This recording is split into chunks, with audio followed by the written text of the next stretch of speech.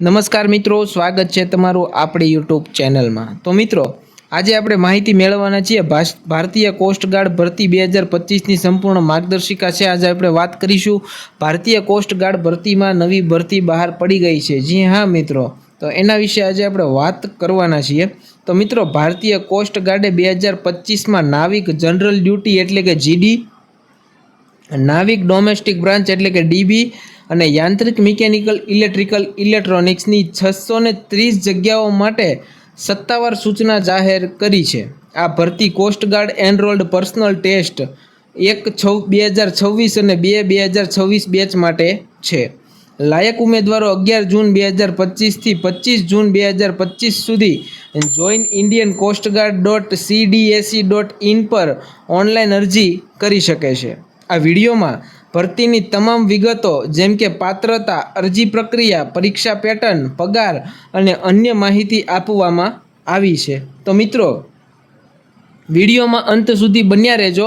વિડીયોમાં નવા હોય, વિડીયો ગમતો હોય તો લાઈક કરી નાખજો, કમેન્ટ કરી નાખજો અને શેર કરી નાખજો। તમારા મિત્રોમાં, ગ્રુપ સર્કલમાં શેર કરી નાખો, જેથી કરીને આવી ઇન્ફોર્મેટિવ માહિતી હોય એમને પણ મળતી રહે। અને ચેનલમાં નવા હોય તો સબસ્ક્રાઈબ કરવાનું ભૂલતા નહીં, જેથી કરીને નવી નવી નોકરી અને માહિતી તમારા સુધી પહોંચતી રહે। તો ચાલો મિત્રો, વિડીયોમાં આગળ વધીએ। તો મિત્રો, વિડીયોમાં આગળ વાત કરીએ મુખ્ય હાઇલાઇટ્સ વિશે। તો હાઇલાઇટ્સ વિશે વાત કરીએ તો વિગત વિશે જાણીએ, માહિતી વિશે જાણીએ આપણે। સંસ્થાનું નામ છે ભારતીય કોસ્ટગાર્ડ, આઈજીસી, રક્ષા મંત્રાલય, બરોબર। એમાં પોસ્ટ છે નાવિક એટલે જનરલ ડ્યુટી, નાવિકમાં ડોમેસ્ટિક બ્રાન્ચ, યાંત્રિકમાં મિકેનિકલ, ઇલેક્ટ્રિકલ અને ઇલેક્ટ્રોનિક્સ, બરોબર। આટલી જગ્યા ઉપર છે ખાલી જગ્યા। કુલ જગ્યાઓ છે 630 જગ્યા ખાલી છે। અરજીનું માધ્યમ છે ઓનલાઈન છે, ઓનલાઈન એપ્લાય કરવાનું છે। અરજીની તારીખો છે 11 જૂન 2025 11 વાગ્યાથી 25 જૂન 2025 11:30 સુધી તમે ઓનલાઈન એપ્લાય કરી શકો છો। અરજી ફી છે મિત્રો 300 રૂપિયા, ઓબીસી માટે પણ 300 છે, એસસી એસટી મહિલા તથા પુરુષ માટે એકદમ ફ્રી છે, એમાં કોઈ પણ જાતની ફી રાખવામાં આવી નથી। બાકીના લોકોએ 300 રૂપિયા ફી ભરવાની છે, જનરલ અને ઓપનમાં જે લોકો આવતા હોય। ત્યારબાદ મિત્રો, વયમર્યાદાની વાત કરીએ તો 18 થી 22 વર્ષ તમારી વયમર્યાદા હોવી જોઈએ। પસંદગી પ્રક્રિયાની વાત કરીએ તો સ્ટેજ 1 લેખિત પરીક્ષા લેવામાં આવશે, સ્ટેજ 2માં ફિઝિકલ ફિટનેસ ટેસ્ટ લેવામાં આવશે, સ્ટેજ 3માં દસ્તાવેજ ચકાસણી થશે અને સ્ટેજ 4માં મેડિકલ ટેસ્ટ કરવામાં આવશે। ત્યારબાદ મિત્રો, સત્તાવાર વેબસાઇટ છે જોઈન ઇન્ડિયન coastguard.cdac.in, બરોબર। તો હવે વિડીયોમાં આગળ વધીએ મિત્રો। તો મહત્વની તારીખો વિશે વાત કરી લઈએ થોડી ઘણી।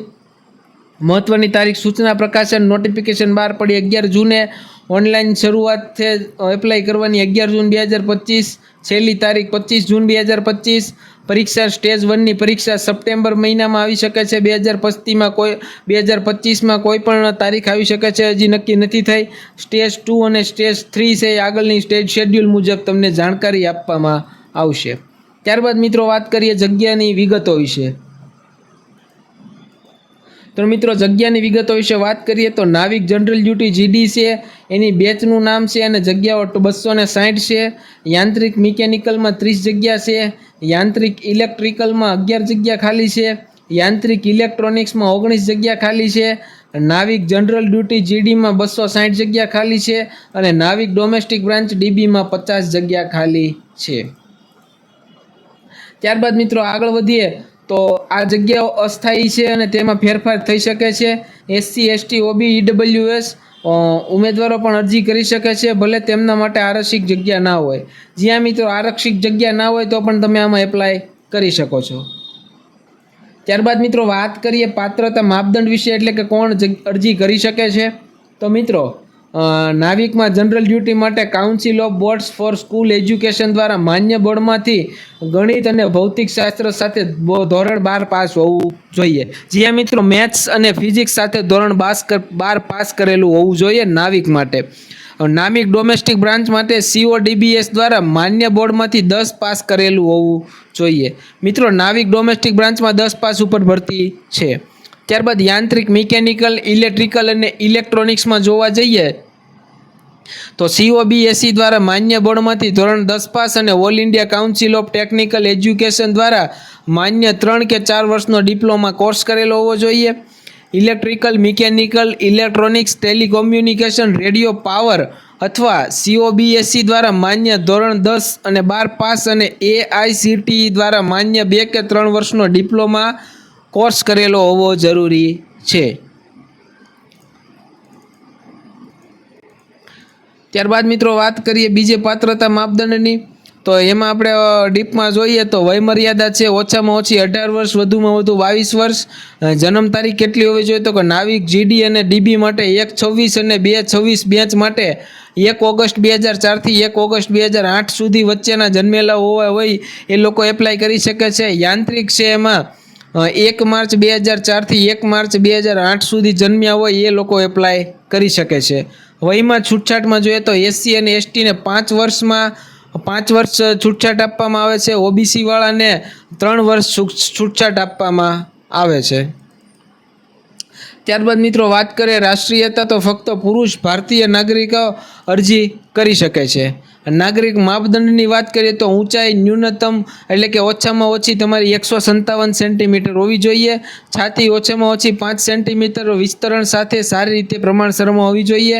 વજન, ઊંચાઈ અને વય અનુસાર હોવો જોઈએ. સાંભળવાની ક્ષમતા સામાન્ય હોય તો પણ ચાલી જાય છે. ત્યારબાદ મિત્રો વાત કરીએ અરજી ફીની, તો જનરલ, OBC, EWS માટે 300 રૂપિયા, SC ST માટે મફત છે. ચૂકવણીનું માધ્યમ છે નેટ બેન્કિંગ, ક્રેડિટ અને ડેબિટ કાર્ડ તથા UPI દ્વારા તમે પેમેન્ટ કરી શકો છો. ત્યારબાદ મિત્રો વાત કરીએ અરજી પ્રક્રિયાની, તો અરજી પ્રક્રિયામાં પહેલું સ્ટેપ છે તમારી વેબસાઇટની મુલાકાત લેવાની છે. joinindiancoastguard.cdac.in પર જવાનું છે. બીજું છે નોંધણી, ઈમેલ આઈડી અને મોબાઈલ નંબર વડે રજીસ્ટર કરો. આઈડી અને નંબર 28 ફેબ્રુઆરી 2026 સુધી સક્રિય હોવો જોઈએ. તમે બે મોબાઈલ નંબર અને ઈમેલ આઈડી નાખીને લોગિન કરો છો એ તમારી પાસે ભવિષ્યમાં પણ હોવું જોઈએ, જેથી કરીને નવી અપડેટ કે કોઈ મેસેજ આવે તો તેના દ્વારા તમને મેળવવામાં આવશે. તમારો આઈડી અને પાસવર્ડ પણ તમારે યાદ રાખવો જરૂરી છે. ત્યારબાદ ત્રીજા સ્ટેપમાં છે ફોર્મ ભરવાનું છે. એમાં મિત્રો તમારે વ્યક્તિગત, શૈક્ષણિક અને સંપર્ક વિગતો દાખલ કરવાની છે. ચોથું સ્ટેપ છે દસ્તાવેજ અપલોડ કરવા. ફોટો, સહી અને અન્ય જરૂરી દસ્તાવેજો નિર્દિષ્ટ ફોર્મેટમાં અપલોડ કરવાના છે. પાંચમું છે ફી ચૂકવણી, તો ઓનલાઈન ફી ચૂકવવાની છે. જો લાગુ પડતી હોય એને 300 ભરવાના છે તો એને ભરવાના છે. ST STમાં આવતો હોય તો નથી ભરવાના. ત્યારબાદ છઠ્ઠા સ્ટેપમાં ફોર્મ સબમિટ કરી બધી વિગતોને ચકાસીને ફોર્મ સબમિટ કરીને પ્રિન્ટ આઉટ લઈ લેવાય. ત્યારબાદ એક ખાસ નોંધ છે, ઈમેલ અને મોબાઈલ નંબર ભૂલી જવાથી એડમિટ કાર્ડ થઈ શકે છે અને એના માટે વેબસાઇટ કોઈ જવાબદાર હશે નહીં. એટલે તમારે ખાસ ધ્યાન રાખવાનું છે. મોબાઈલ નંબર તમારે તમારો પર્સનલ હોય ને ચાલુ રાખવાનો હોય જ તમારે એડ કરવાનો છે. હવે પસંદગી પ્રક્રિયાની વાત કરીએ તો પસંદગી પ્રક્રિયા છે સ્ટેજ 1માં આધારિત લેવામાં આવશે. સ્ટેપ 2 છે ફિઝિકલ ફિટનેસ ટેસ્ટ. એમાં 1.6 કિલોમીટર દોડવાનું છે 7 મિનિટમાં. 20 સ્ક્વોટ્સ લખાવવાના છે, એટલે કે ઉઠક બેઠક 20 કરવાની છે. 10 પુશઅપ્સ કરવાના છે. ત્રીજા સ્ટેપમાં વાત કરીએ તો દસ્તાવેજ ચકાસણી કરવામાં આવશે. ચોથા સ્ટેપમાં વાત કરીએ તો મેડિકલ ટેસ્ટ કરવામાં આવશે. દરેક તબક્કો પાસ કરવો અને તાલીમમાં સંતોષકારક પ્રદર્શન ફરજિયાત છે. જી હા મિત્રો, તમારે દરેક તબક્કો પાસ કરવાનો છે 4 માંથી. ત્યારબાદ મિત્રો વાત કરીએ પગાર રચનાની, તો મિત્રો પહેલું છે નાવિક, GD અને DB. એમાં મૂળ પગાર 21,700 પે લેવલ 3. વધારાના મોંઘવારી ભથ્થું પ્લસ ફરજ પોસ્ટિંગના આધારે અન્ય ભથ્થા પણ આપવામાં. યાંત્રિકની વાત કરીએ તો મૂળ પગાર 29,200 પે લેવલ 5 પ્લસ 6,200 યાંત્રિક ભથ્થું. વધારાના મોંઘવારી ભથ્થું પ્લસ ફરજ પોસ્ટિંગના આધારે અન્ય ભથ્થા પણ આપવામાં આવશે. ત્યારબાદ મિત્રો વાત કરીએ તૈયારી માટે ટિપ્સની, તો તૈયારી માટે ટિપ્સમાં સિલેબસનો અભ્યાસ કરવાનો છે. ધોરણ 10 અને 12ના ગણિત, ભૌતિકશાસ્ત્ર, અંગ્રેજી અને જનરલ નોલેજ પર ધ્યાન કેન્દ્રિત કરવાનું છે. મોક ટેસ્ટ, ગત વર્ષના પ્રમાણપત્રો અને ઓનલાઈન ટેસ્ટ દ્વારા પ્રેક્ટિસ કરવાની છે.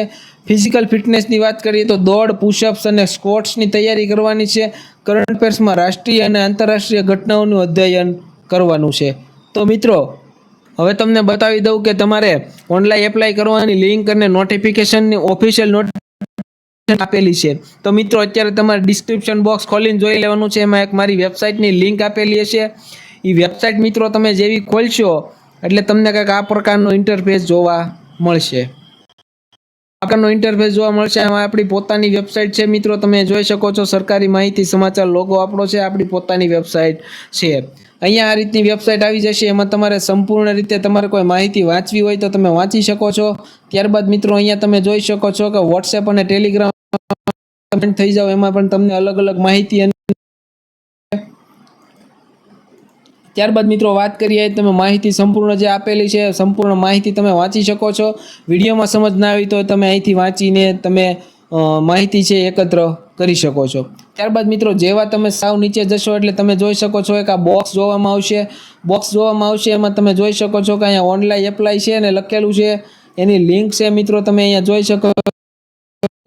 ત્યાં ક્લિક કરશો એટલે તમારી ઓફિશિયલ ઓનલાઈન એપ્લાય કરવાની લિંક ખુલશે. ત્યારબાદ ઓફિશિયલ નોટિફિકેશન છે, એના ઉપર તમારે ક્લિક કરવાનું છે. અહીંયા તો ઓફિશિયલ નોટિફિકેશન ખુલશે, બરોબર છે. આ રીતે બંને લિંક આપેલી છે. અહીંયા એની ઓફિશિયલ વેબસાઇટ આપેલી છે અને વધુ માહિતી માટે તમારે અહીંયા ક્લિક કરી દેવાનું છે.